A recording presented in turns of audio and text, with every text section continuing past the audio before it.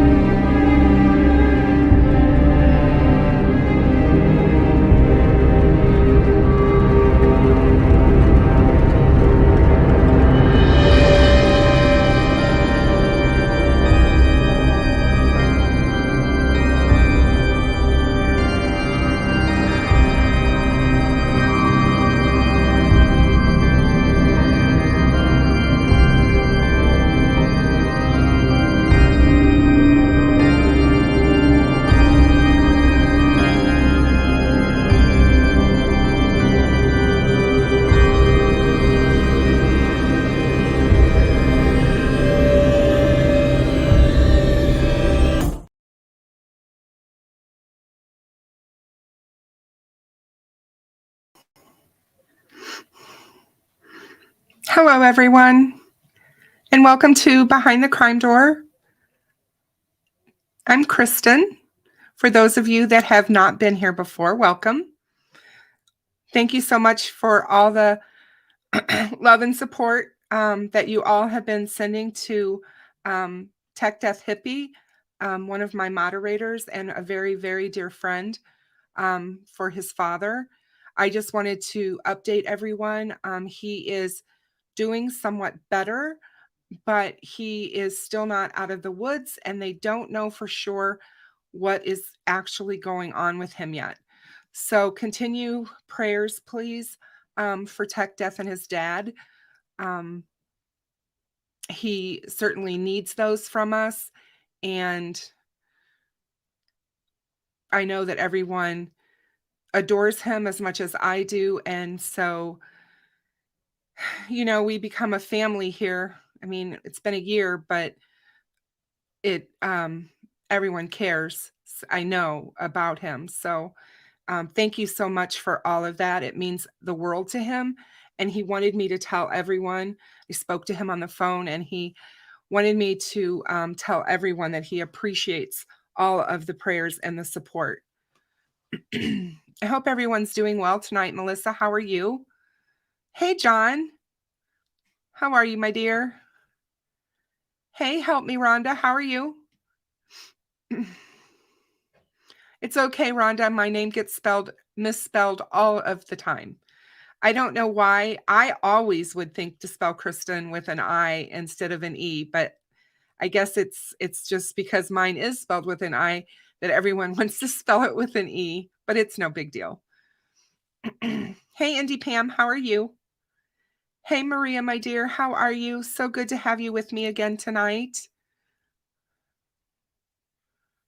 Hey, Matt, how are you? Hi, Deb. How are you, my dear? Always good to have you in the house. Pigeon, how are you doing? Hope you're well.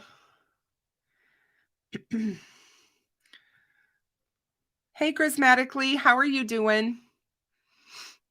It's good to see you as always, my dear. Hey, Danger Dave, how are you? Welcome, welcome. Hey, Lisa.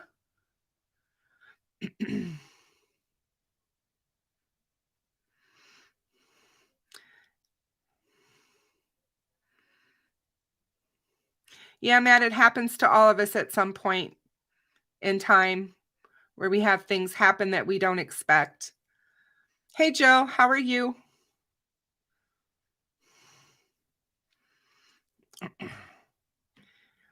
Hey, Sees Through All, how are you?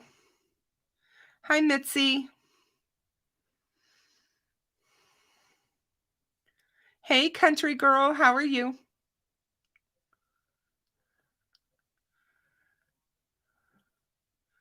Hi, Chris, how are you? We're going to talk about Delphi. We're going to talk about Idaho, and we're going to talk about Flora.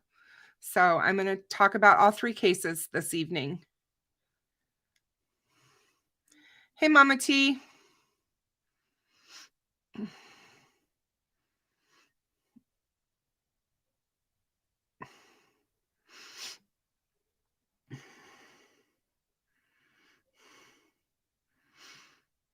There's been a lot going on in the cases that we cover. So we do have a lot to talk about. Hey, Mel, how are you doing, my dear? So good to see you. Welcome, welcome. Hey, Sierra, how are you?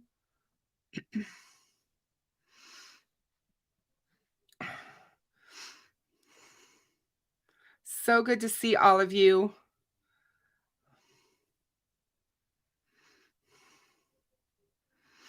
Hey, Michelle. Oh, how are you? Good to see you.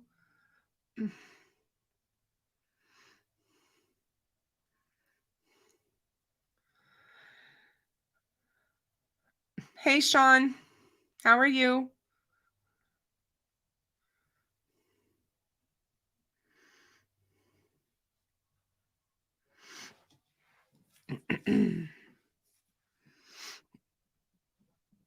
Where's the picture?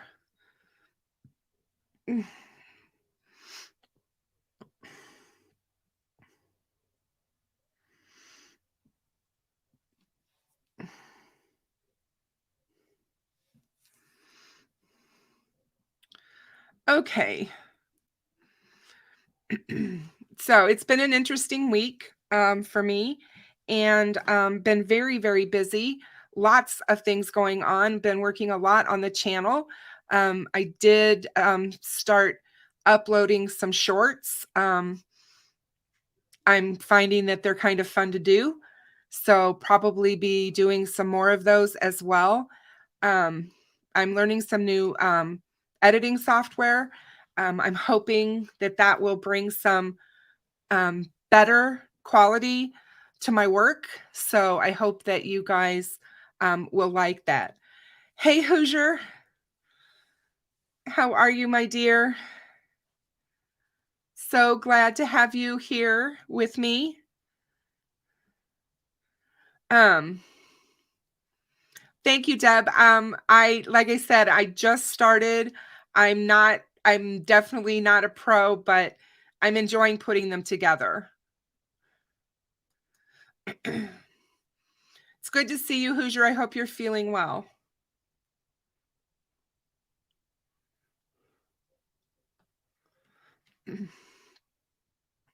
But yes, I'm really glad to have everyone here. We had a lot of updates go on this week in the cases that we're covering. And as everybody knows, we got dash cam footage from the Flora fire released. And we're going to watch that tonight. So it's, I just want everybody to know it will be triggering for some. And I want you to know it was very hard for me to watch. I cried when I watched it. As you guys know, I'm very passionate about this case. Allie and I worked diligently on it all summer last year with Perry, Faxx, and GonZo, trying to unearth more information, which we did.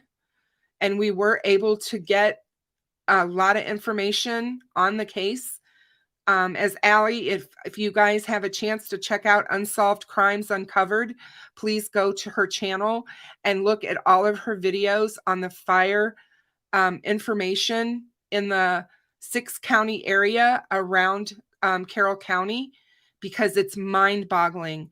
It is absolutely atrocious, the amount of fires that have killed women and children in that area in the last 7 to 8 years. There's multiple videos. Chris, you just need to go. There's a lot of them. And it's all on Fire Data and Flora. And it's wonderful work. She's an amazing creator. And we are still working on the case. We're not, by any sense of the word, not working the case. It's just that it's so hard to get new information. And we have our reasons that we think about that we think that's the reason. I've heard, and there's been lots of discussion over the last 6 years.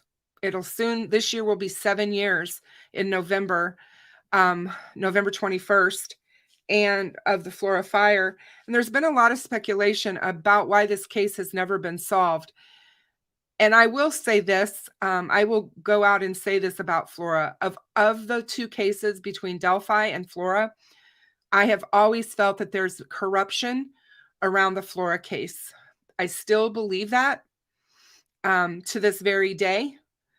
And I believe that people know things and they are not talking. It's called Unsolved. Her channel is Unsolved Crimes Uncovered. Melissa, John just put it in the chat. He just dropped her YouTube channel in my chat.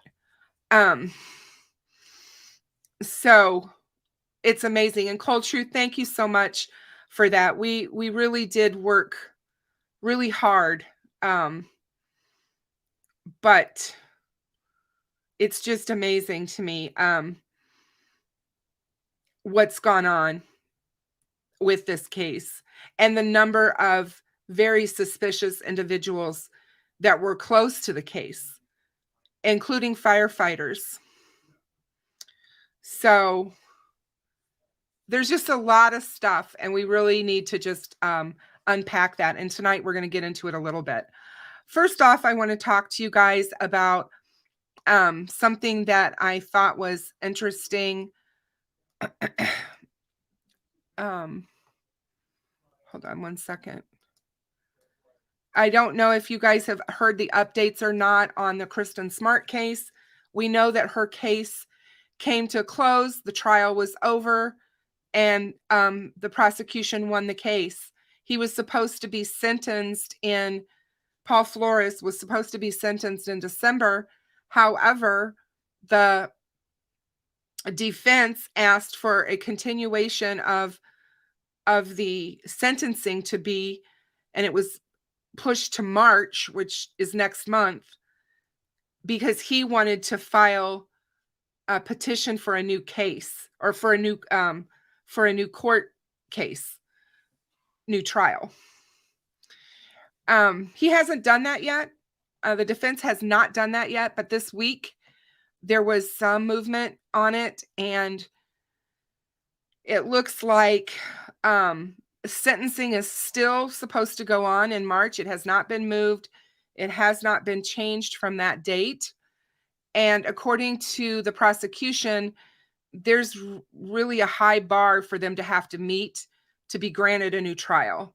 So we'll keep a close eye on that to see what's going to happen.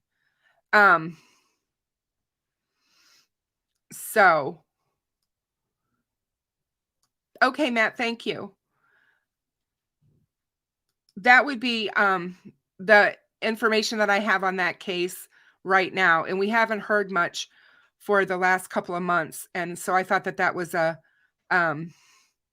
interesting scenario.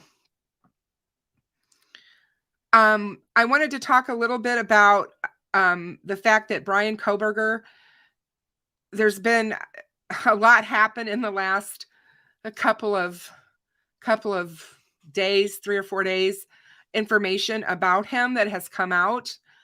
But the investigators that are in Pennsylvania right now, where he attended college, are actually beginning to dig into their cold case files for potential connections to him.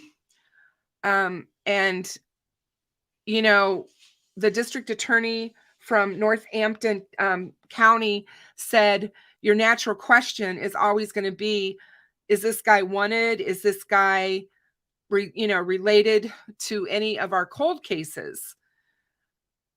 So I thought that was quite interesting.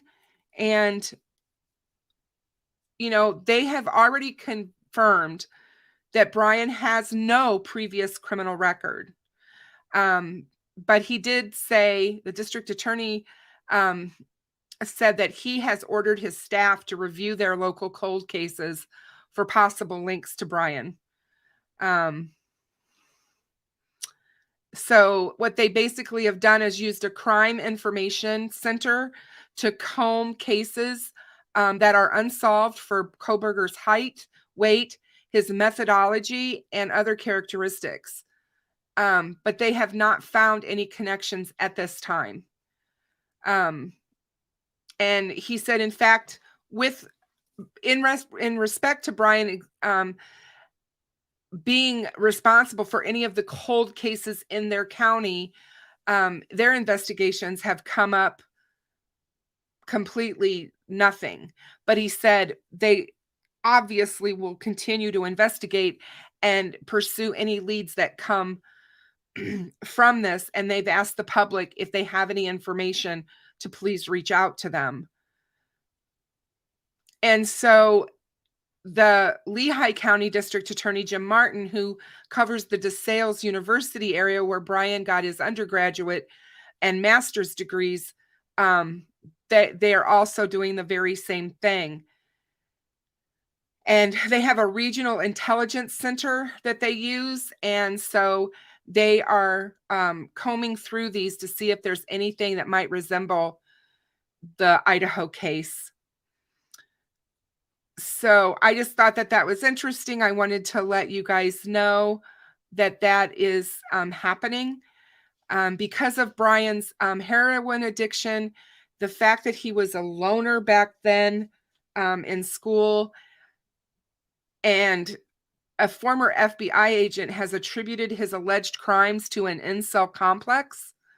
Now, again, nobody knows this to be fact. He's not been looked at, as far as I know, by a psychiatrist to give any kind of an idea of what may be going on in his head. But a lot of times they can tell just by certain things about them. But he's been so quiet, it's hard to say. He's due back in court on June 26th for his, because he hasn't even pled yet. So he hasn't entered a plea in his case. So it'll be really interesting to see what's going on with that. The other thing about Bryan that came up this week is that there was an update on him. I did a short video on YouTube about it, but prosecutors, sorry guys, the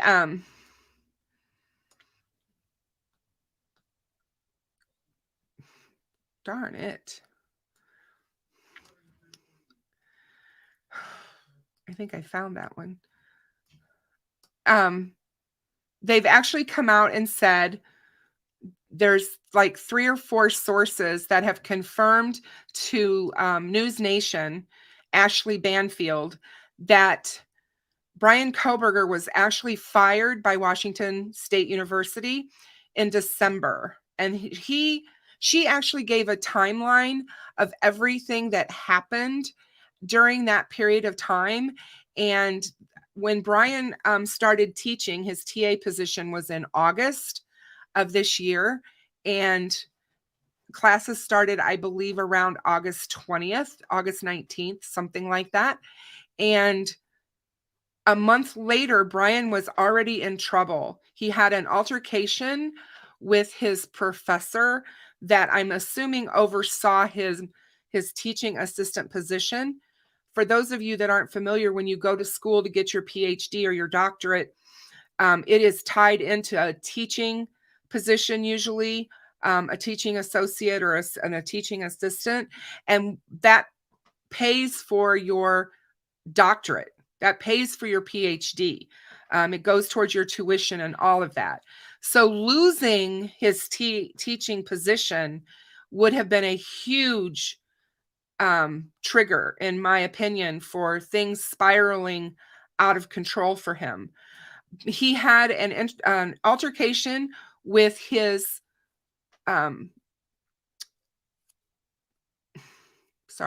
with his professor in September, and they don't explain or say what that really was. And we also don't know if that professor was female. But one of the things that was brought up was the fact that Bryan treated female students differently than he did male students. He talked down to them.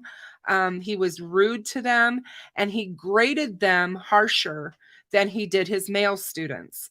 And these were things that were being complained about him to his superior, and he was talked to about it. And he was talked to about his odd behaviors. And in October, they met again regarding all of this, and then there was no improvement. He wasn't getting any better. So at that time, they actually wrote him up and made an action plan for him that he needed to follow and have a certain time frame of when these things needed to be corrected. Well, come November, when the action plan was due, they met with him again, and nothing was done. Nothing had been done on the action plan. And he was still at the same spot he was clear back in September.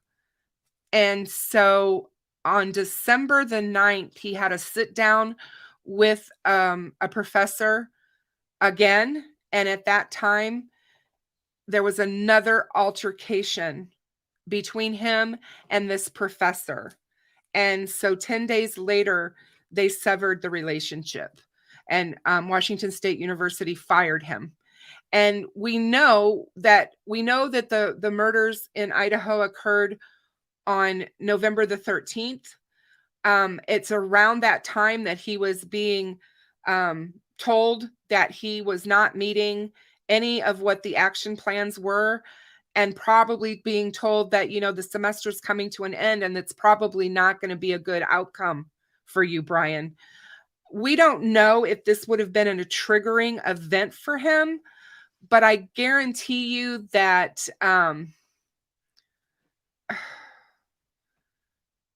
okay, I'm going to stop for a second. Sean, why are we talking about Anthony Greeno and Delphi when I'm talking about Idaho? I'm just curious why we're having that conversation right now. I'm talking about Idaho. If you don't want to wait to talk about Delphi, then you might want to go to a different live, because right now I'm talking about the Idaho murders. And I just see a lot of stuff going on in here between you guys about Delphi, and we can wait and talk about Delphi when I get to it. Okay? Thank you. So anyway, I don't know if there was a triggering event for him, but I do know that the FBI is looking at that. There has been a lot of profilers that have been speaking out on this very subject about what may or may not have triggered him. If you recall, when I did my last live with you guys and we talked about Idaho, I brought up the fact that Bryan had many altercations with women. He had gone to a pub and was back home in Pennsylvania when he was at DeSales, and was told by them, hey, Bryan, you can't come back here, really. I mean, you can't do the things that you've been doing to our female wait staff. And he was just being very crude, rude, and all of that. And so that was happening clear back before he ever got to Washington State. I think this is a pattern for him. And if you look at him and you look at the things that was happening in his life from high school all the way through to where he is now, you can see a guy who had a lot of problems with his how he felt about himself. He was teased and bullied for his weight. He was treated completely differently, and he lost a ton of weight. He was like 300 pounds, and he started eating like a vegetarian vegan and he lost all of this weight, and he's a really tall guy. He's extremely thin, and I think that he probably thought by making that transformation, people were going to treat him different. People were going to look at him differently. And I don't think I don't think that happened for Bryan.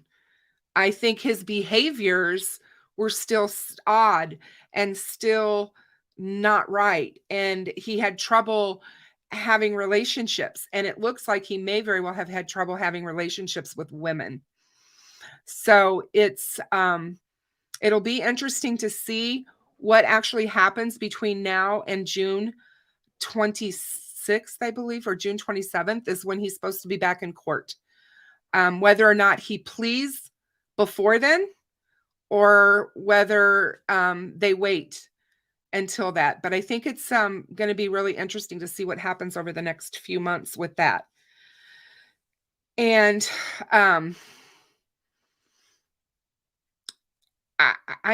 we've heard many different things. The one person that I would be really interested to hear from is his professor at DeSales, who was his professor through when he got his master's.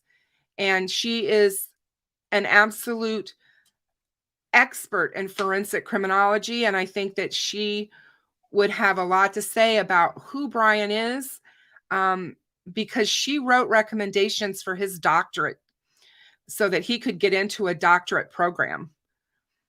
And so it'll be interesting to see. But I just don't think he had real good, strong relationships. I think he's very smart, book smart, but you can be very book smart and still have no common sense and still have really be socially awkward. I said before, a lot of the things that was described by his friends when he was in high school reminds me of someone on the spectrum. Now, that doesn't mean that I'm saying that someone on the spectrum is going to be a murderer. That's not what this is about. That's not what I'm trying to say. I'm just saying he is awkward socially, and it's very apparent. Thank you so much, Deb. I would certainly appreciate that so much. Maybe it's not her, it's the other one. Maria, if you're still in here, I know you know who I'm talking about. Maria, what's her name? What's the doctor's name? I always forget her name. If you can put it in chat.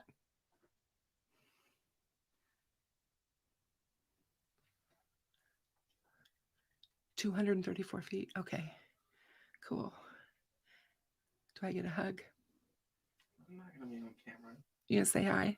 No. Sorry, guys. Just give me 1 second, okay? My grandson's here, and he's gonna. I'm just gonna talk to him real quick. Just give me 1 second. Okay, cam's off. Okay. Hang on. Let me mute my mic.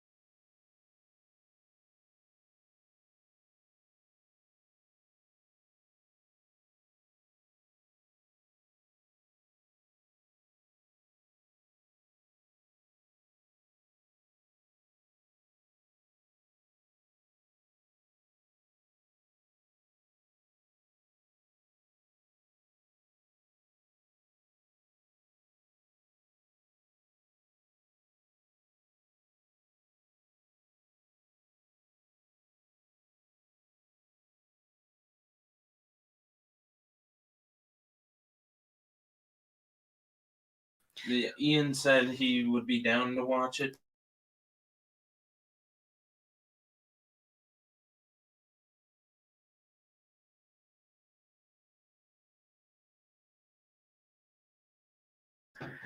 Sorry, guys. That was my oldest grandson, and he's going to be doing some work for us here at the house. And I wanted to make sure that he knew what was going on. He's my carpenter. So, no, it's Ramsland. I didn't get Doc- permission to talk about it. Dr. Ramsland is the one. And yes, she is not the one who wrote the doctoral recommendation. She's not digital. The one who wrote the recommendation letter had him as an online student, and she did the interview with, it was Professor Michelle Bolger. And Maria told me that this particular person gave him high marks. So I found that interesting too. Yes, Deb, thank you. It is very much so. But yeah.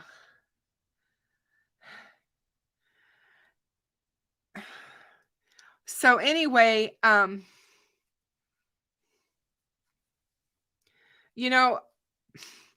with these types of people, it's hard to say what issues were early on in his childhood, what things went unchecked. We don't know enough yet. There's not been enough put out there about him and about that.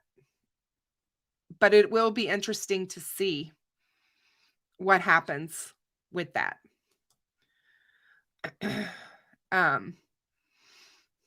So let's see.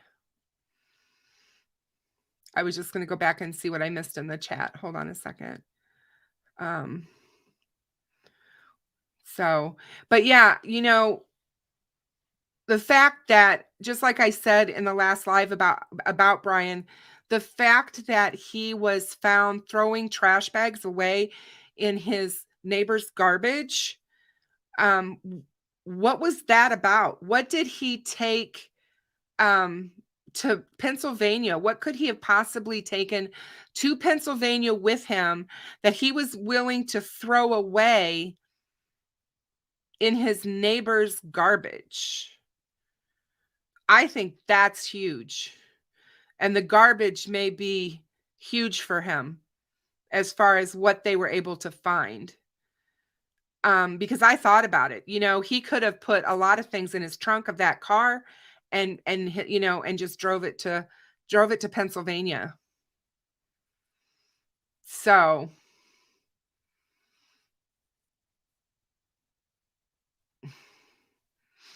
anyway, very interesting stuff. And yeah, Digital, you're probably right. His self-esteem went from 0 to 1,000, but his personality stayed at 0. Yeah.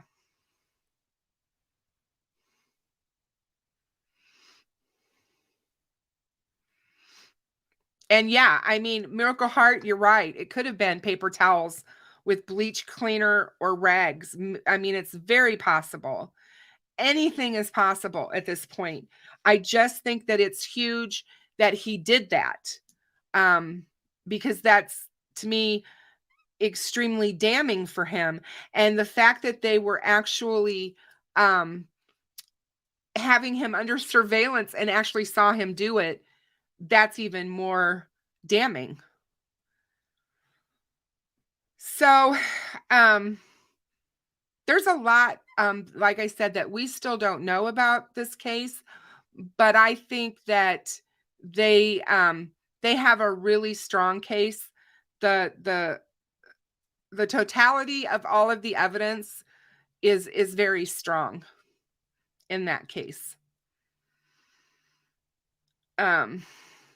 So it will be interesting to see what Bryan does over the next few months while he's sitting in jail. I did want to bring up to you guys, I thought that this was an interesting story. I thought it was a wonderful story, but sad at the same time. A 14-year-old girl was reported missing in 2021, was found by the U.S. Marshals in Port Huron. And that is in St. Clair County, Michigan. The U.S. Marshals Service missing child unit successfully located her. She was a critically endangered 14-year-old girl Tuesday, more than a year after she was reported missing. The girl was reported missing in September of 2021. The Deputy United States Marshal Robert Watson with Eastern District of Michigan said that his office was referred the case on Tuesday and successfully located and recovered her within hours. Information was that she may have been trafficked. There was some evidence of sexual abuse, and the belief was that she was pregnant and in danger. She has been missing since September of 2021, and when he got the case on Tuesday, he began to work it immediately, and they recovered her at 5:30 the same day. When asked why it took so long for the case to be referred to his office, Watson said, "Many times local police departments don't know that these resources exist. We want to get the word out there. We are an option," Watson said. "We are very good at locating fugitives, but we are also very good at locating missing and endangered children. So it's a win for everybody. We're a force multiplier for some of these departments that don't have the manpower or can't devote the resources to look for these children." Watson said the teen was located inside a closet of a home on the south side of Port Huron. When asked about the missing teen, Watson said the homeowners denied that she was there and provided false information. Watson's team obtained a search warrant to enter the residence and locate the girl, who was several months pregnant.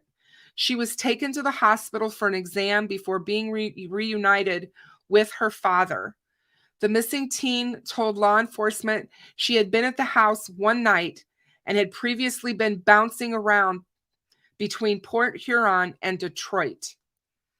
Watson said local missing children is one of the most rewarding parts of the job. "Sometimes I break down in tears when I find these kids because it means a lot." He said, "I'm a parent myself, and I can't imagine if I were one of these folks in one of these folks' shoes and I didn't know where my kids were." Let's see.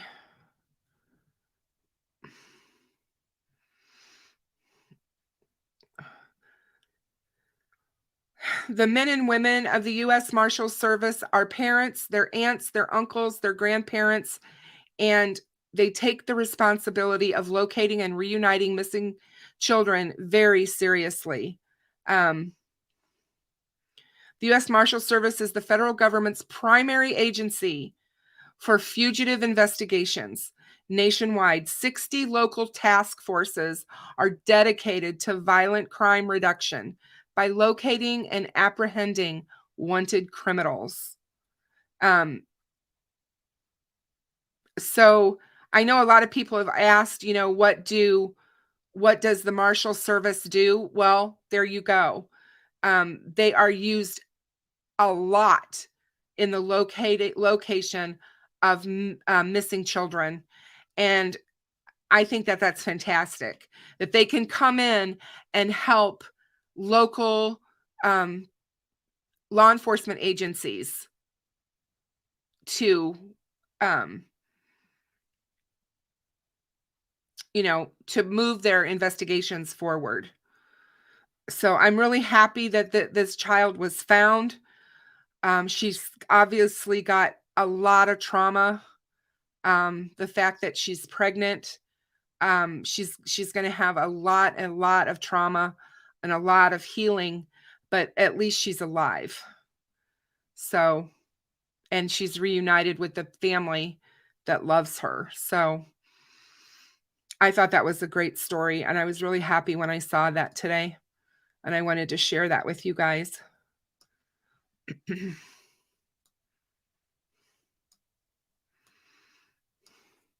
So tonight, you guys, we are going to talk a little bit about, I have no idea why that's up there. I don't know what I put that up there for. I was looking at what I had. Hang on a second. I want to play this story for you on Bryan Kohberger before we move on to Delphi. And we're going to move on to Flora first. We'll talk about Delphi last. So hold on here. I just want you guys to see this. I'm going to play this video for us. So let me present this to you. And you guys may have seen this already. You may very well have seen this, but if not, courses here it where is. we have put that information together. We reached out to Washington State University. They won't comment on it. It is incredibly quiet and tight-lipped at Washington State University, not just on the administrative side, but also among the students. And that's why I want to bring in our Brian Enton, who's our senior national correspondent at News Nation. All of this is quite surprising. You know, here we are months after the murders, Brian, and this information is coming out, and it is very, very hard to get official acknowledgement of this from Washington State University. It is, Ashley, and this is very interesting what you have uncovered, because I'm thinking back to when I was in the building there where you just saw the video where Bryan Kohberger was teaching, was also a student, PhD student, criminal justice there at Washington State University. And the first thing I noticed when I was wandering around all of the hallways on multiple floors is on the bulletin boards, they had all of the teacher assistants, the TAs, and the professors listed in many different places, and his name didn't appear anywhere. I initially thought, okay, they went through after the arrest and they got his name off of everything in this building. But now I'm wondering, with this new information you're reporting, did they take his name down much earlier because he was in fact fired? Well, it's pretty fascinating, because if you think about the dates, December 22nd, if he's withdrawn from the data system in that university, he still hasn't been arrested until December 30th, that Friday night. And we are also told that it was official. His official termination actually happened at the very end of that month. He was told, you're finished. You're not going to be a TA in the spring session. I'm not sure about the winter session, but it, you know, the word has it that it was the 30th, that it was completely over, and that just, you know, that ends up being the same day that he was arrested. What I'm curious about is why the students are so quiet about this. I understand the staff. They work for WSU. They have to toe the line if WSU doesn't want them speaking, but students don't work for the school. They can talk if they want to, and yet they haven't.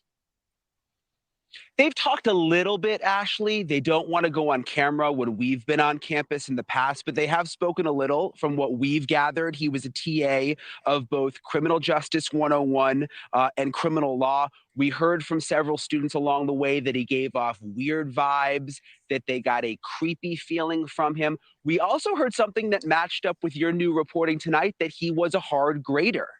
That at one point, actually, there was such an issue with the way that he was grading papers that a higher level professor had to come in and get involved at one point. Brian, I remember when that original reporting broke, but I never remember anyone delineating between the grading being tougher on the women than on the men, just that he was very hard on the students. But not only are we hearing that he was grading women differently, but also that he was rude to women, and that he, quote, had a sexist attitude towards women among his multiple behavioral problems. Yeah, that is new. I haven't heard it to that extent. We did hear a little bit about possibly some sexism. We also heard, if you don't remember, Ashley, about there was an issue. We maybe had an issue with like a pride flag on a door in one of the school buildings there. But in terms of it going to the level with your new reporting tonight, to the point where he was actually fired and there were so many issues that he was actually fired as a TA. That's brand new. So, Bryan, I'm just looking over this timeline again, and it's pretty astounding because he only started as a TA at the end of August. But the problem started right away on September 23rd. Look at this timeline. There are just mere sometimes days and short weeks in between each issue. But the very first thing started within a month, a fight with his professor, and then letters saying, you've got to be, up on your professional behavior. You're not meeting the expectations. We need an improvement plan. We got to meet about the improvement plan.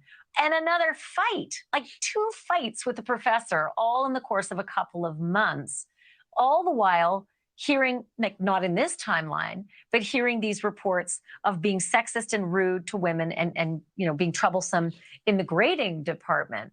So what's curious is if Kohberger's program was tied to his teaching job. And not only that, he had an on-campus office and he had an on-campus apartment. And it's possible that those things were tied to his teaching job as well. So is it possible, Bryan, that his whole life was about to collapse because he was being, he was fired, but he knew that was coming, or at least he should have known it might have been coming. And he might have lost his program and his accommodations on campus.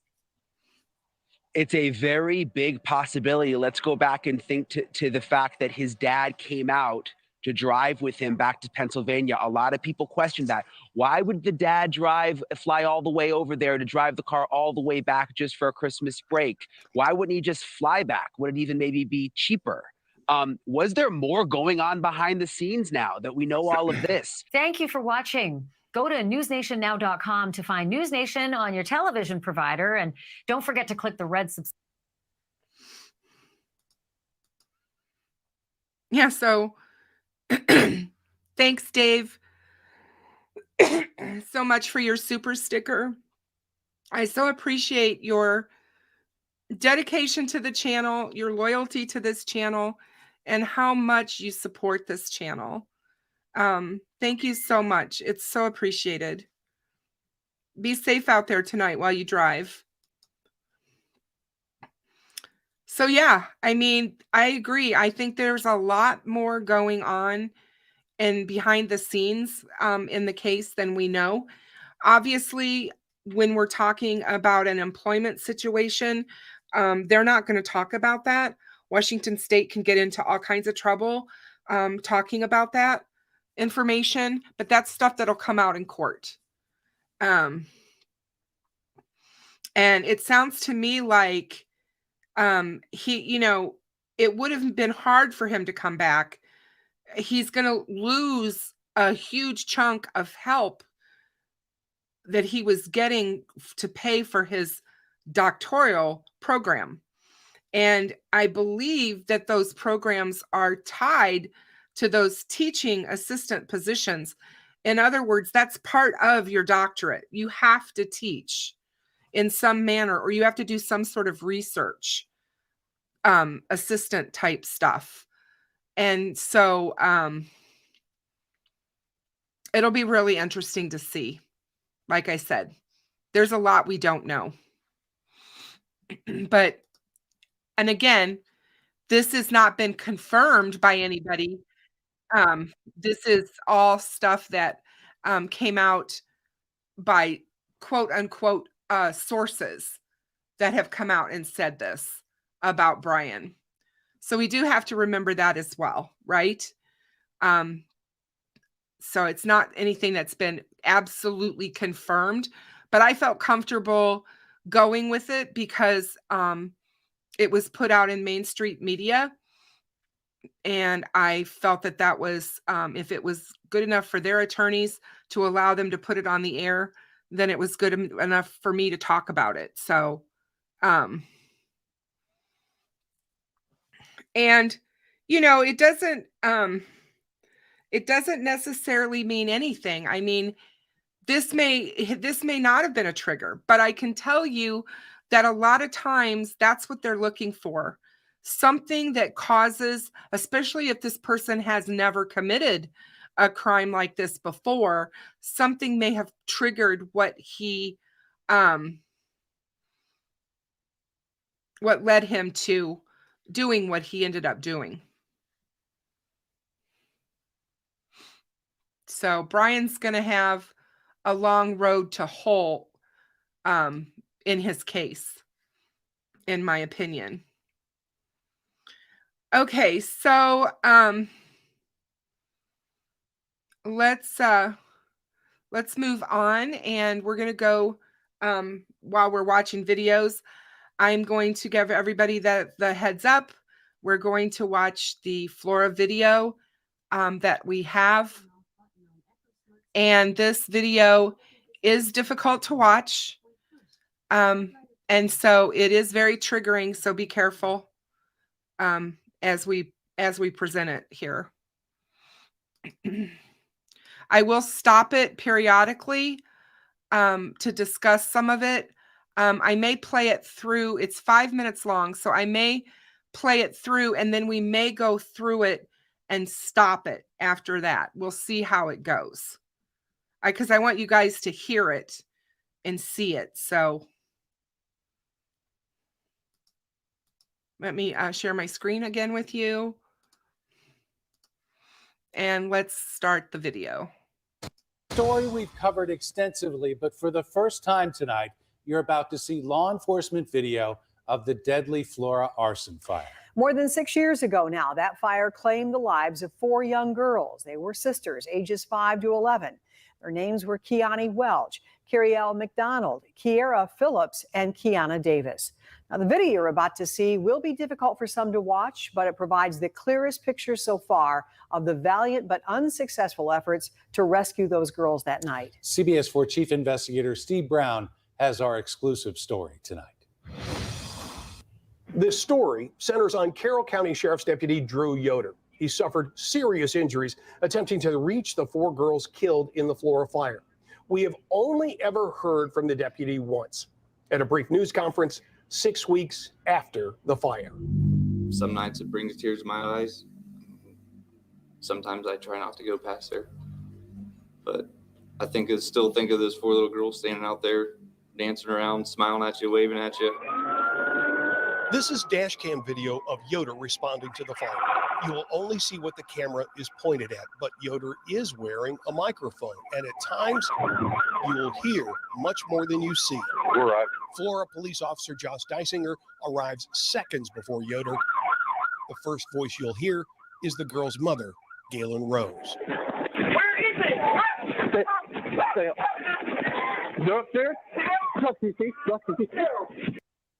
Hot. Yeah. County. Send cutler fire as well. Get cutler fire in there as well. Yeah. Where are the kids? Upstairs.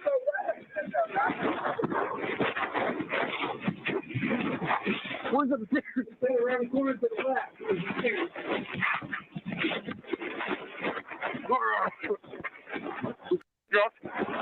That's it.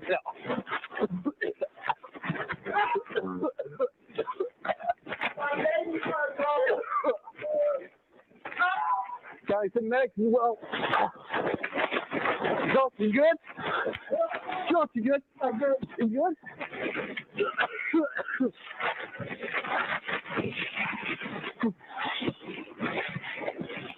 I feel cold, man. I feel cold.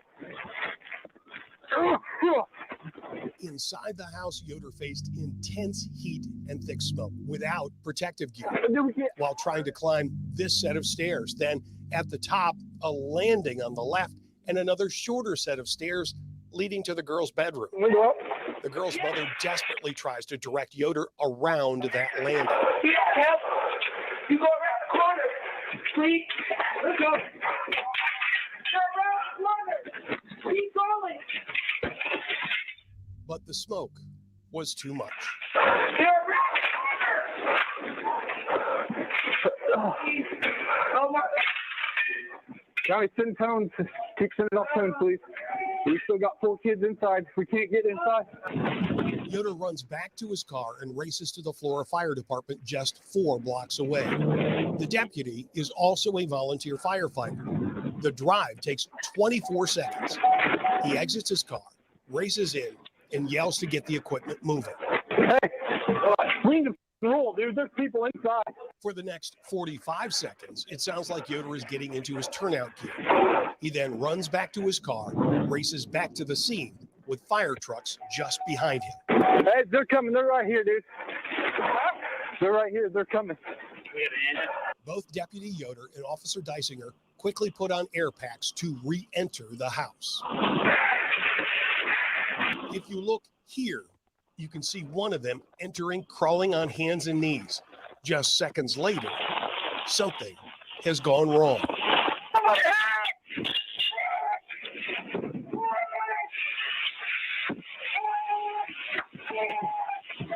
At 3:45, an emergency call goes out. Officer down.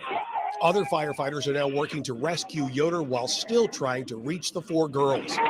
And as the fire starts moving more rapidly right to left, from the back of the house to the front door, an alarm sounds, signaling an air pack low on oxygen. Firefighters would reach Yoder and the 4 girls and bring them out. Feverish attempts at CPR were performed on the girls without success. Yoder was rushed to the hospital. At the same time, flames engulfed the entire house. The last thing we see on the video is an advanced life support vehicle pulling up just before 4 a.m. It would be almost 2 months before it was announced the fire was an arson.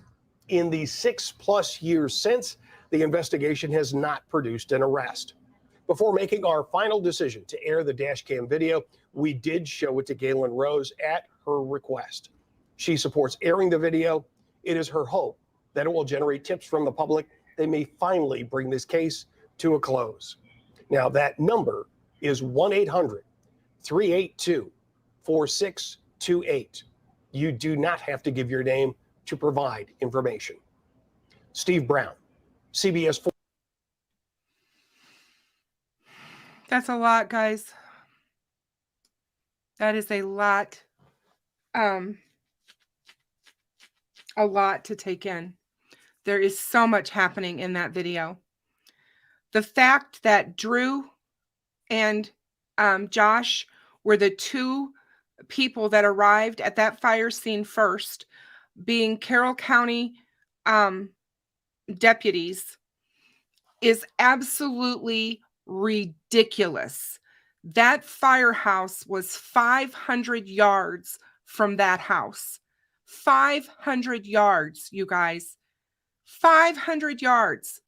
And he, after was in the house trying desperately to get to them with no equipment, you heard it, jumped in his car, drove 27 seconds to the fire station, and had to yell at them, hey, basically, what the hell are you doing? We got to go.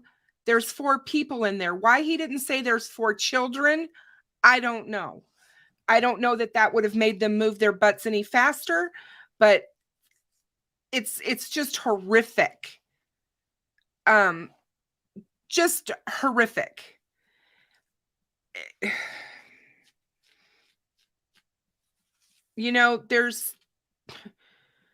There's just so much.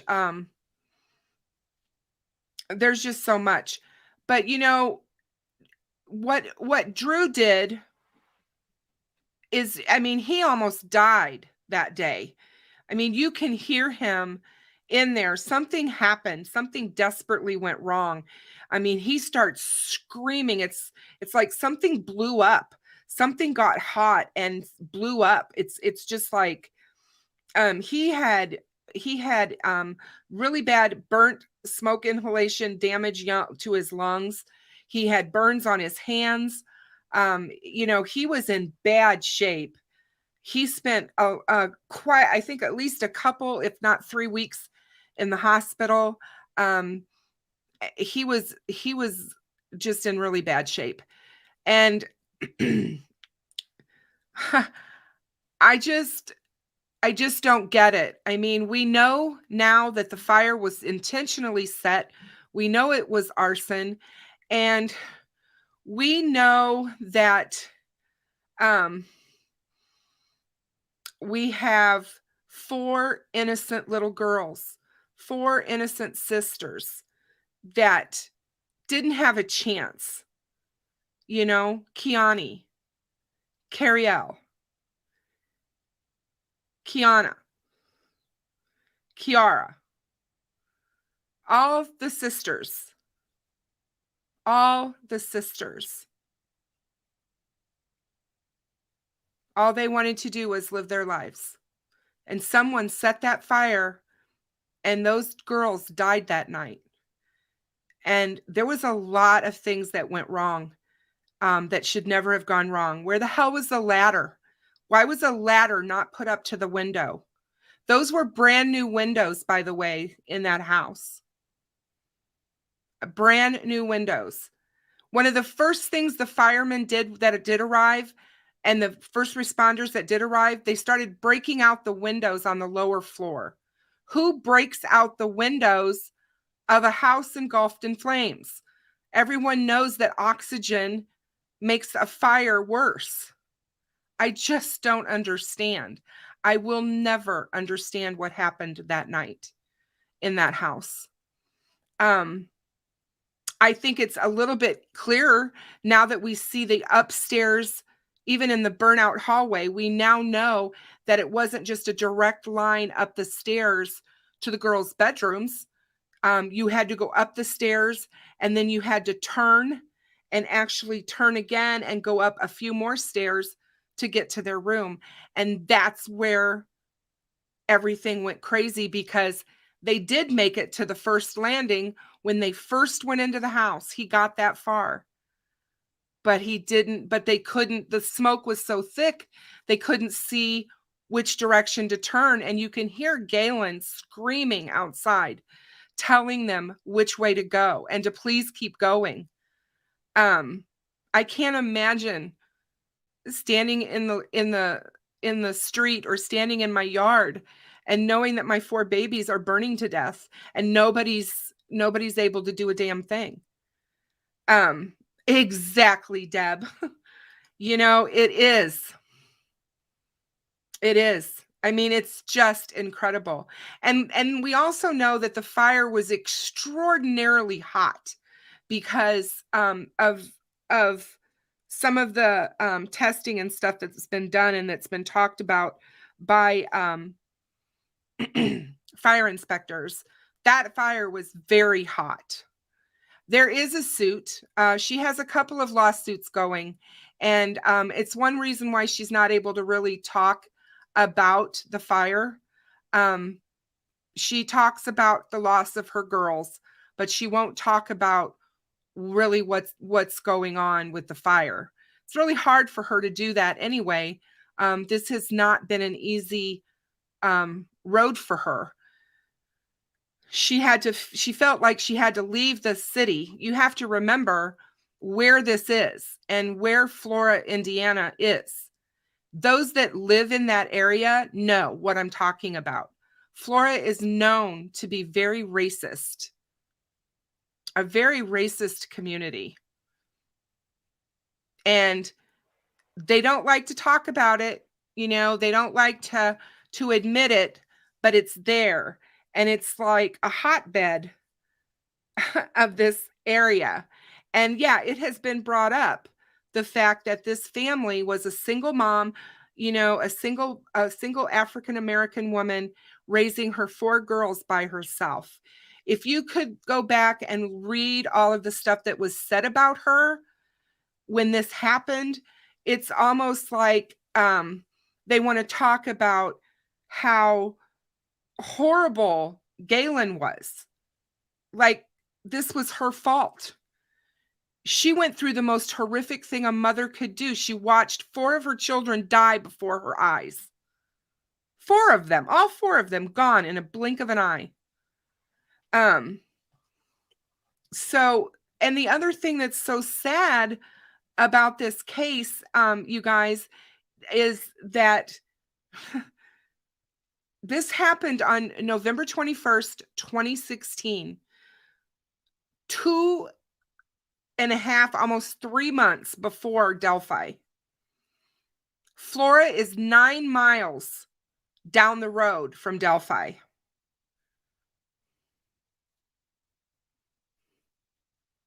Nine miles separate these two cities.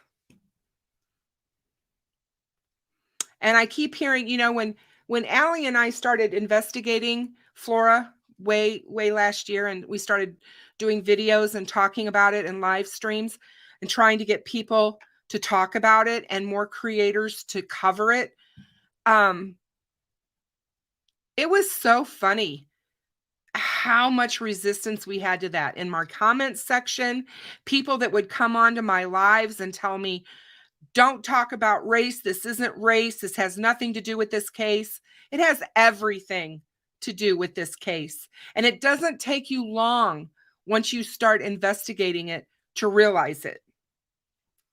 And the owners of that house, there's suspicious crap with them. They have had multiple structures burn under suspicious circumstances since 2010, I think even back to 2009. And nobody seems to think that that's odd, but it's dang odd if you ask me. So was this supposed to be an insurance scam gone bad? If it was, why would you burn a house knowing 4 children were in it? And it wasn't just 4 children, because the woman who lived in the apartment upstairs on the other side of the girl's bedroom, her and her daughter or whatever that lived there, they all got out. They made it out, and so did Galen. And Galen was downstairs when she was woke up in the middle of the night with the smoke. And it went so fast, she didn't have time. And they had gone to a basketball game that night before they came home and went to bed. They went to a basketball game. And they, I mean, it's just crazy. Like I said, it's absolutely crazy. It makes you wonder what's gone on. There's a lot of things that we did learn that I'm not going to talk about because I don't want to put stuff out there that could damage the case. And it is possible that they're looking at somebody. It's very possible that they have more than one somebody. When this all comes down and said and done, I think we may have an arsonist, but I also think we may have a cover-up to some degree. I just do. And I feel so strongly about that with Flora more than I ever did with Delphi. I mean, Delphi has corruption. Carroll County as a whole is a corrupted county. But I don't believe there was corruption in the Delphi case itself. But what she has gone through, what she has been put through by that city and by locals that want to quiet her and shush her, you know, she had to leave. She couldn't stay there. She couldn't leave. She couldn't live there. And she moved all the way to California to be with family. It's been devastating for her. She is hurting just like it was yesterday. You guys who know me know that I've lost a child. I lost a 4-year-old son to cancer. And when you lose your child, you never get over it. You don't recover from that. Holes are burned into your heart forever. And she's got 4 of them. And, you know, they erected this bench for the 4 girls and for Abby and Libby. And they put this bench, it's up in somewhere in the city by you can kind of see it, I think, from the house, but they have this bench. And it was a nice gesture, I'm sure, but it doesn't bring the girls back. It doesn't bring justice to these girls. Robert Ives was the prosecutor in this case. Robert Ives is the one who fought like hell, you guys, to keep the 911 call from ever being made public. They fought so hard that they paid the tune of $33,000 to $38,000 in court costs as a county to keep it suppressed. They won the first battle, and then they lost it on appeal. They said, no, you've got to turn it over. You've got to put the 911 call out there. It's public access. There's no reason that a 911 call should not be public access. And they took it all the way to the Supreme Court. And so, yeah, I mean, you know, he fought, and then he left. After that was all done and said, he left that end of that year and gave up the Delphi case and gave up the Flora case. And he made the comment that he was going to retire and that he would come back if they ever got an arrest in Delphi. He would come back and help them. So I guess Flora wasn't as important to him for whatever reason as Delphi. It's always bothered me that Delphi has been this humongous case, which is all well and good. Abby and Libby deserve it. Don't get me wrong. I'm not trying to take away from Abby and Libby, but when you hold up the two cases where it's supposed to be justice and it's supposed to be equal, and the Flora fires happened first, and you have 4 victims that were murdered in that house, and then you have 2 girls over here that were murdered, they end up with a $325,000 reward, and the reward fund for the Flora girls was $20,000. Do you see what I mean? And the fact that it's not talked about. How many people in here tonight just said they weren't that familiar with Flora? Flora happened first. And the sad thing about this is there was just last month. No, it was this month. There was another case up north at the Michigan-Indiana border. It's still in Indiana, where another single mother and her 3 children died in another house fire. And it's absolutely unbelievable. And I'm here to tell you guys, if you go watch Unsolved Crimes Uncovered and you see all of the fire data that we put together and she put together about all these different and suspicious fire deaths, it's unbelievable. And people need to stand up and demand that something happen. You know, Doug Carter made the comment, if you recall, he made the comment when Richard Allen was arrested. He stood right up there on that stage and said, before he said anything else that day, on my drive here today, I actually took the long way and drove to Flora and parked across the street and looked at that house. And my thought was immediately, why did you do that, Doug? Why did you do that? On the day that you were going to announce the arrest of Richard Allen, what made you go to Flora? Hoping that Flora will be next?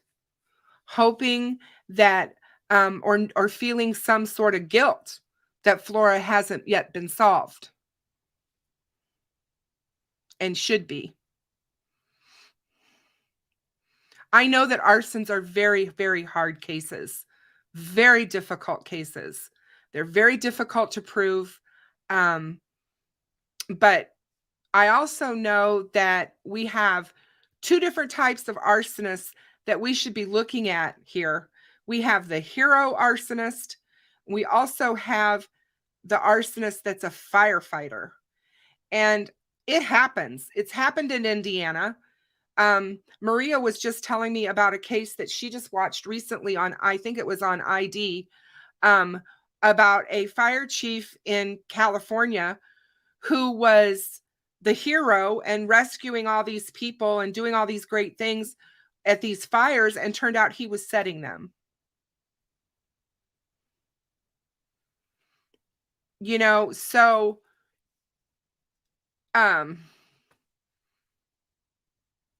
it's just something that we need to have eyes on, and we need to get the public more wanting this solved. And actually, oh, Daisy, thank you. I missed it. Thank you so much, Daisy, for the super chat. I so appreciate it. Kiana, Kiara, Cariel, and Kiani. Justice for Flora. Most definitely. Most definitely justice for those girls. And it's like,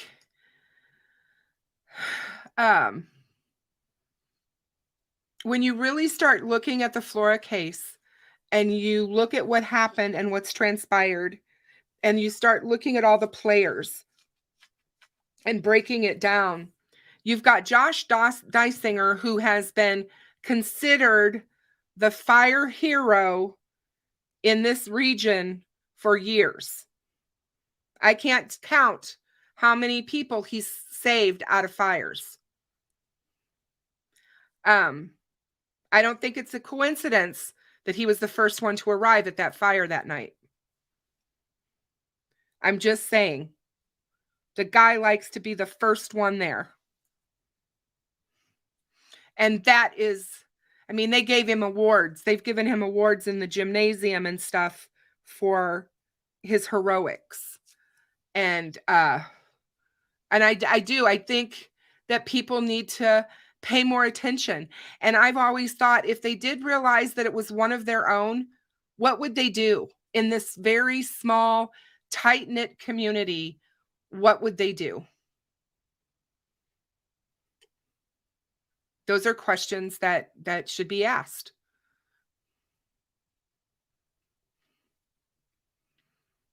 And it isn't uncommon, Mitzi. You are absolutely right. It is not uncommon. It's very common for firemen to be arsonists. Where's the best place for an arsonist to hide? In a fire department.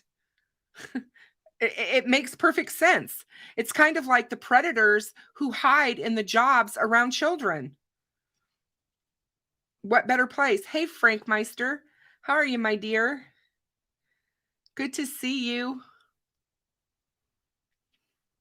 And Michelle, we have them here too that set those kinds of fires, but they escalate. It's like anything else. And they will tell you that the arsonist escalates. They start out just burning things, and then before long, before you know it, they can turn to serial killers by fire.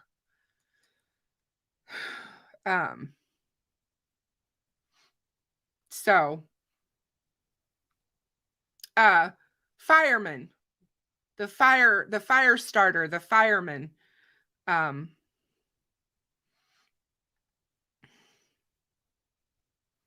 I hope so too, Jamie. Because man, there are so many fires across the street from the house in Flora where the girls lost their lives. A dentist had his house burned down. There has been like 6 suspicious fires within that 2-block radius of where the Flora house burned. I mean, it's crazy. It's so alarming and so sad. Thanks, AG. Thank you so much. I hope so too. Because I just can't imagine. And every time I see Galen speak, it just tears my heart out. Hey, Derek, how are you, my dear? Thank you so much. Thank you so much for your super chat. I so appreciate you. I hope you had a good day at work.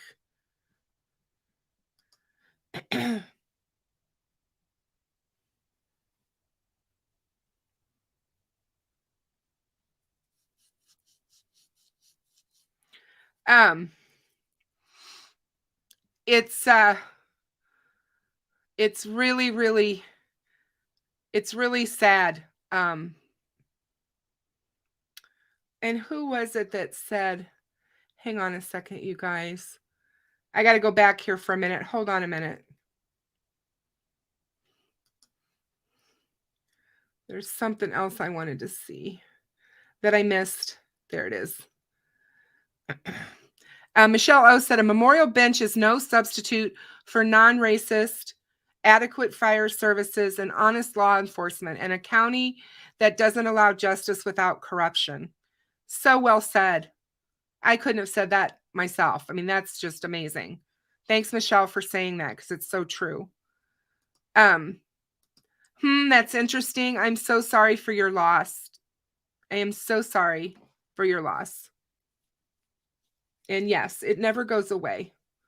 It's like I always describe mine as, mine is a wound that scabbed over, and it doesn't take much to rip the scab off. And usually seeing children pass away is one of them. And you're so right, Jamie, they did. And they continue to. I mean, if you guys thought it was bad with how they treated Kelsey and the Libby and Abby case with all the family victim shaming and blaming and all the other things, it was equally as bad, if not worse, in Flora, because of the things that they said about Galen.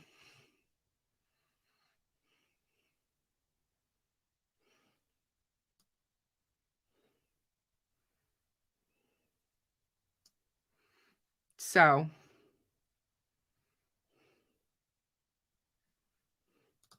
oops, sorry, Nightbot. Yeah, Maria, I think that that's exactly why they do. These firemen that become arsonists, either if they weren't an arsonist before they became a fireman, or if they were, that's why they wanted to become a fireman, because it gets them closer to what they want to do. It gets them closer to the fires, and it helps them be able to get away with the crime. Hey, Mitzi, thank you so much. Thank you so much. I appreciate you. And I know that the Flora girls are looking down at all of us and saying, thank you for not forgetting us. They were amazing little girls. Galen had them in dance. These girls were doing all sorts of let me pull up some of their pictures. Hold on a second. I have a lot of them on my old computer, but I have a few on here. And let me pull some of them up, because these little girls are just so cute. There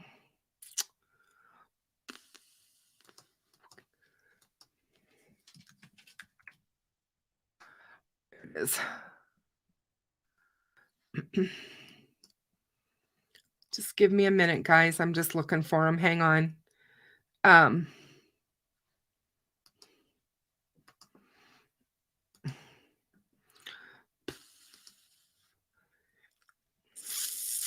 I was trying to find the one where they were all in their cute little dance costumes, because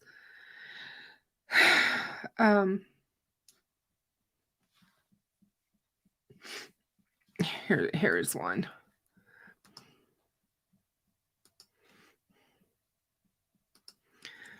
All right. And I'll just share this photo. Give me a minute here.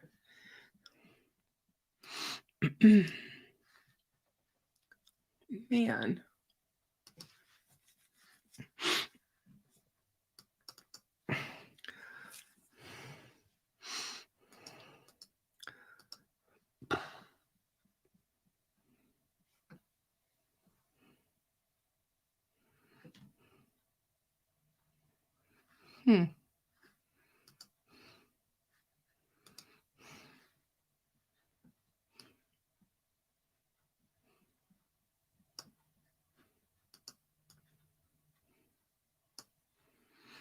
Why isn't that letting me? I hate it when computers don't do what you want them to do. It's like, what the heck?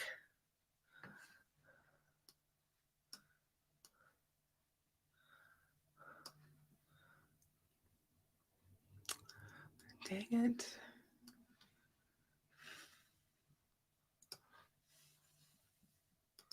I'll try this.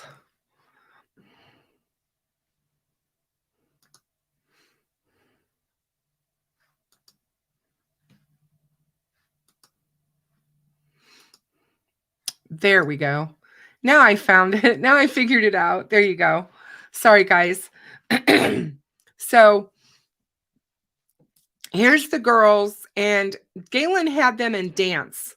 So, and cheerleading. They were actually doing cheerleading over in Lafayette, and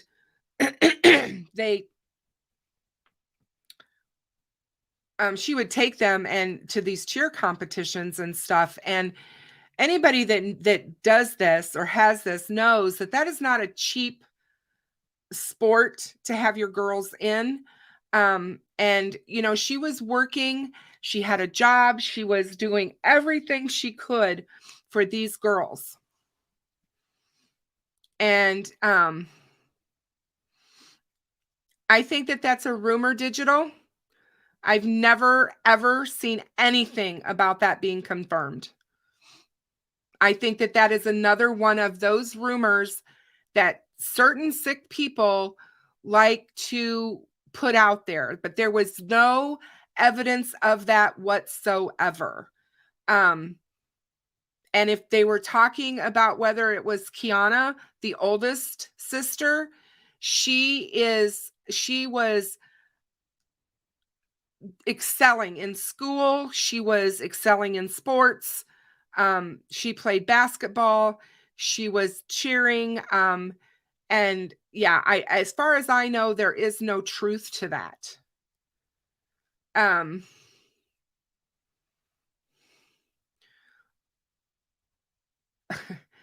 Motive would be racism. You don't want this type of element living in your town. You want them to get out of Dodge.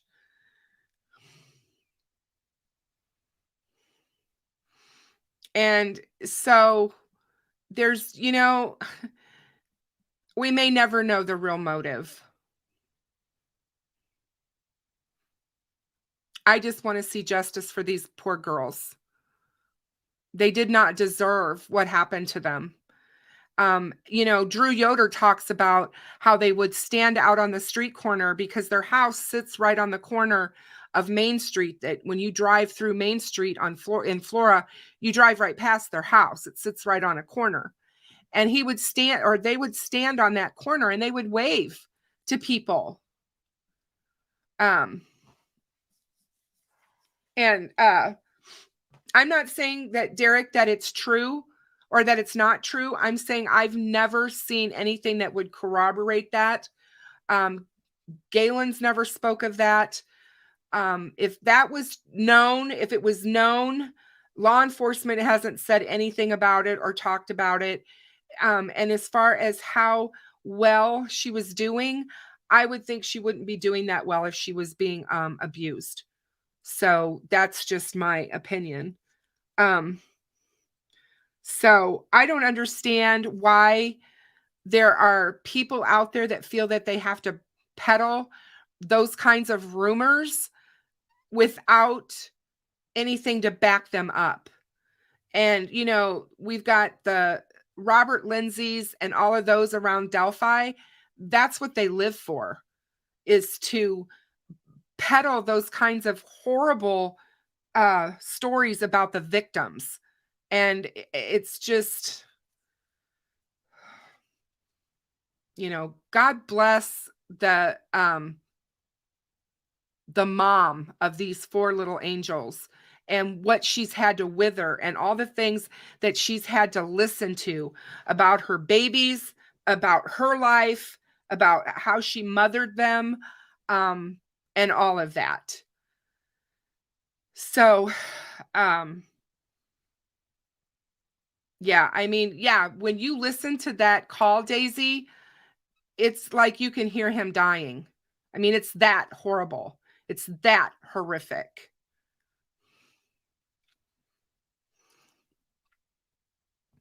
And Galen will be the first one to tell you she's not perfect and she's made mistakes.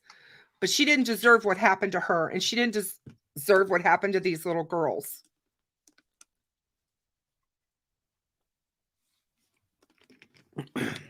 So there was a point in time where Allie and I were looking at whether or not there would be any kind of connection between Delphi and Flora, because, well, for one of the reasons, the hang on a second, my throat is going to make me cough. Hang on just one moment, you guys.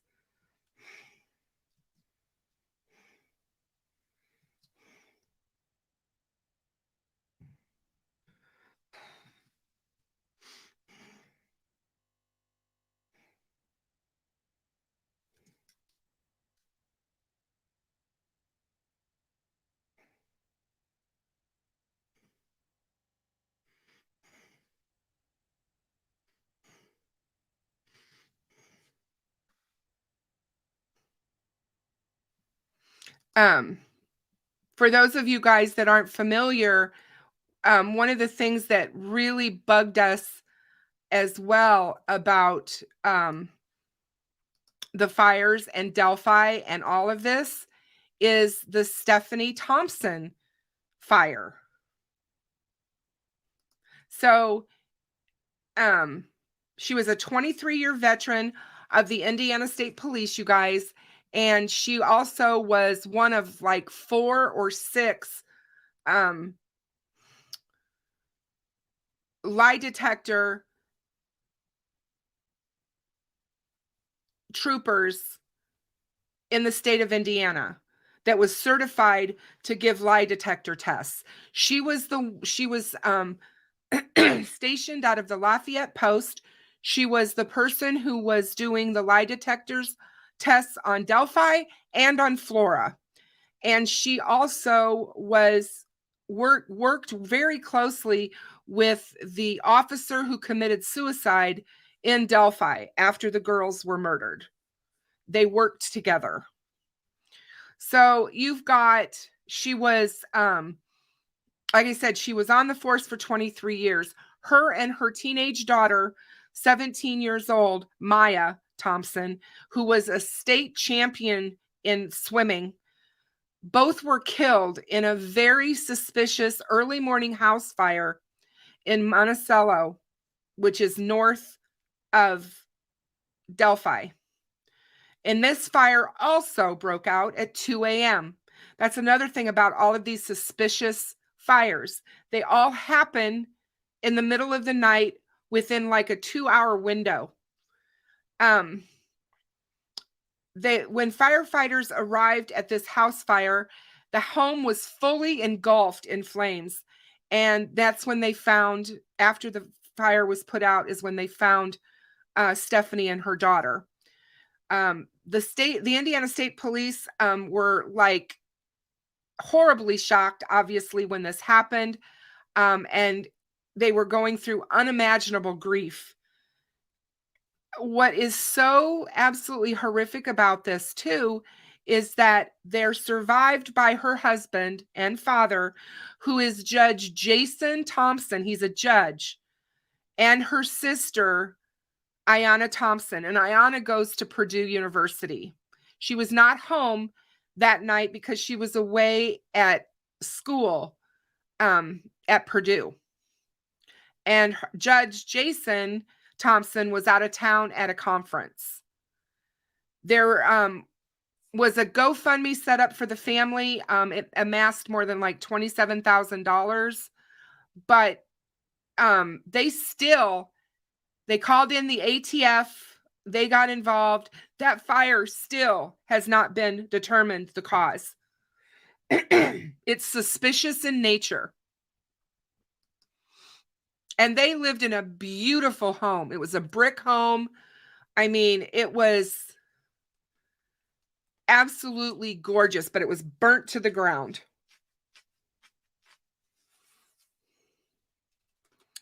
And it always bothered me. I'm like, here you've got these officers that work together, and it's just kind of interesting. You've got them, the ones performing the lie detector tests in these two cases, high profile cases, and then they end up dead. And it's just, it's obvious it's going to make you ask questions and make you wonder.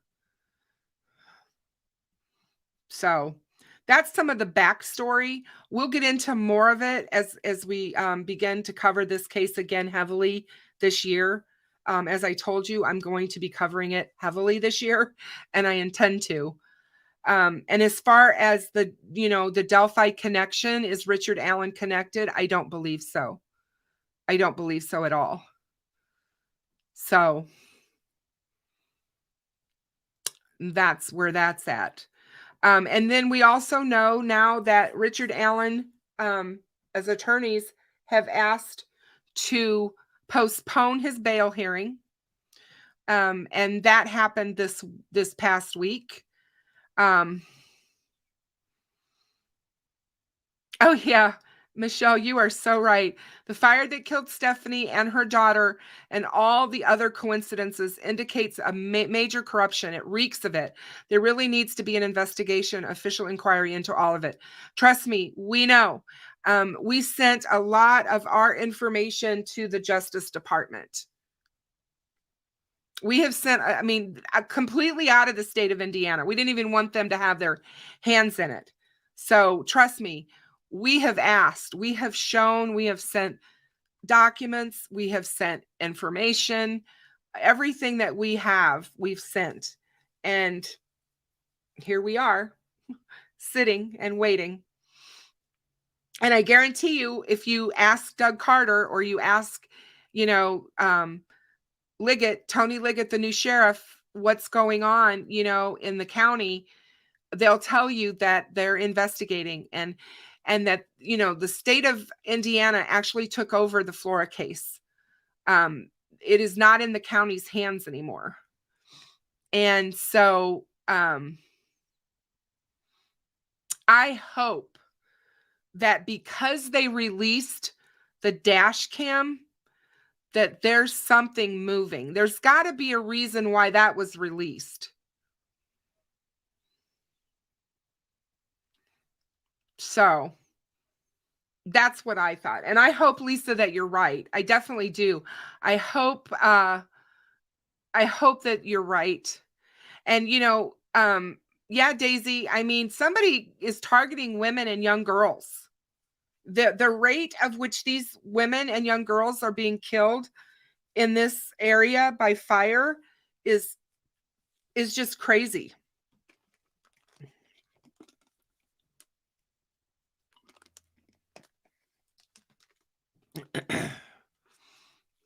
So, and we're going to keep talking about it. We are going to keep talking. We're going to keep pushing ahead and putting these little girls' faces out there so that everybody can see that they were actually people with, such vibrant lives ahead of them. And they were loving and caring people. Hey, Derek.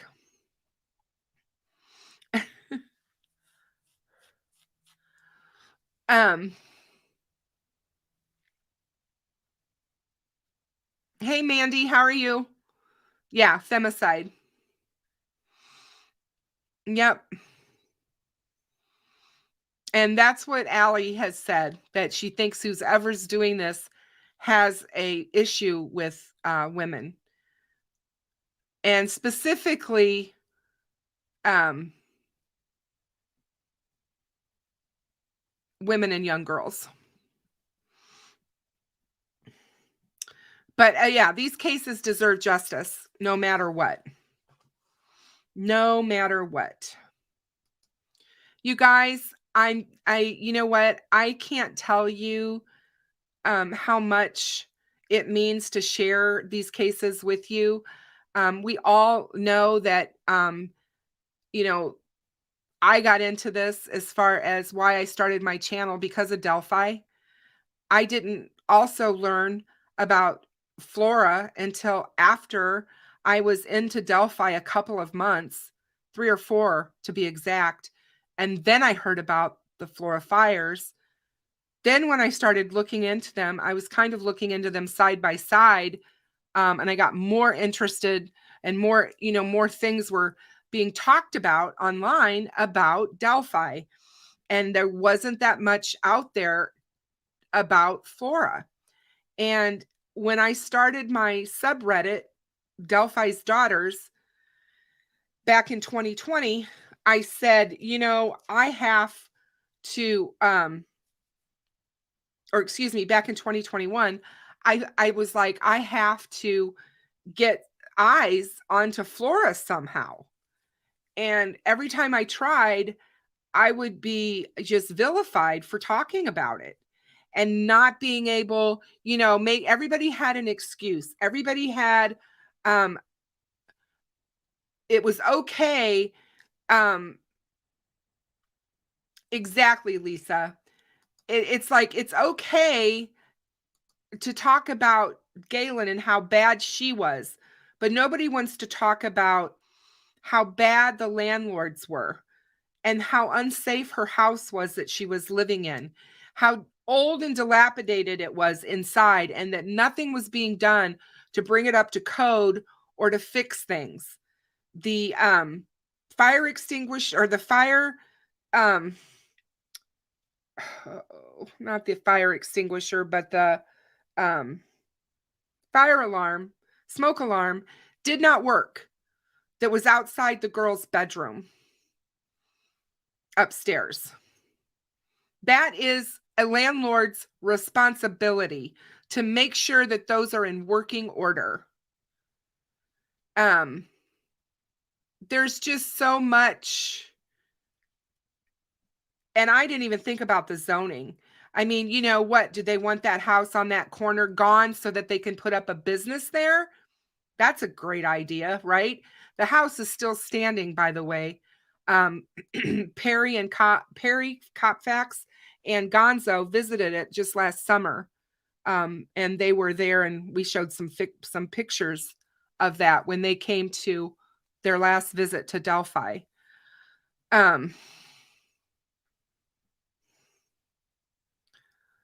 So, and yeah, the landlord being the president of the city council, he was also the person who did not want the reward fund to go back to Galen. He wanted it to be given to the fire department. They had set up this reward fund that after 5 years, if the case wasn't solved, that it would go back to the fire department. That's who would get it. Are you kidding me? We just saw what we saw, and I'm sitting here going, no.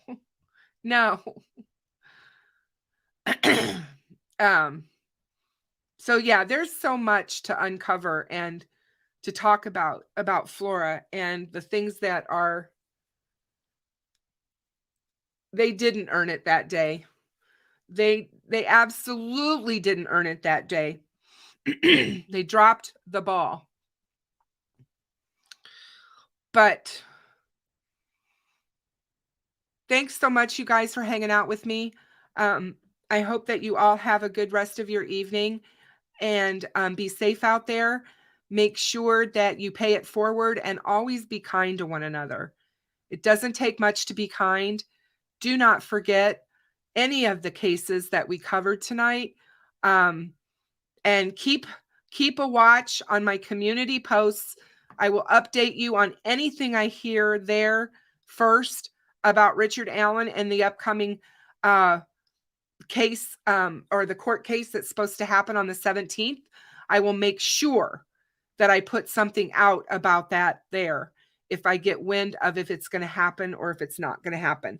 Because as of right now, the court has not ruled on the petition to extend. So we'll see what happens there. But yeah, you guys take care of yourselves, and I will see you all on Saturday night. Good night, everybody, and God bless you all.